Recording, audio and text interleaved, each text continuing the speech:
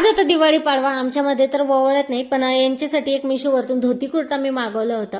तो आलेला होता आजच. म्हटलं आता दिवाळी पाडवा पण आहे आणि धोती कुर्ता तुम्ही घालून बघितलास ना तर छान वाटतंय. म्हटलं मग काय ताट केलं सिंपल असं, पंतीच घेतली दिवा म्हणून. गुलाबजाम घरातच बनवले ते तेच ठेवलं ताटामध्ये आणि ओवळून घेतलं, पाया पडले, मग गुलाबजामुन खायला दिलेलं. मला अशा पारंपरिक गोष्टी करायला आवडतात, पण आमच्यामध्ये असं काही नाही आहे म्हणून ना आम्ही करत नाही. पण मी पहिल्यांदाच असं काहीतरी एक्सपिरियन्स केलेलं आणि छान वाटलं.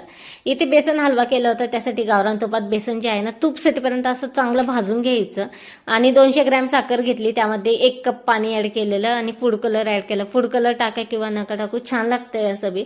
पाक घट्ट बनवून घ्यायचा आणि मग जे भाजलेलं बेसन होतं त्यामध्ये टाकून गरगरा हलवून घ्यायचं. घट्ट झालं की प्लेटमध्ये ट्रान्सफर करून घ्यायचं. आम्ही थंड करूनच खातो फ्रीजमध्ये, तुम्ही असं गरम गरमही खाऊ शकता, छान लागतंय असं. पण चम्मचनी खायचा हा हलवा.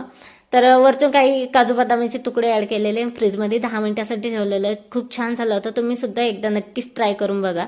सगळ्यांची दिवाळी झाली, पण कायदेवची दिवाळी काही संपायचं नाव घेत नाही. चला मग कसा वाटला व्हिडिओ, आवडला असेल लाईक शेअर सबस्क्राईब.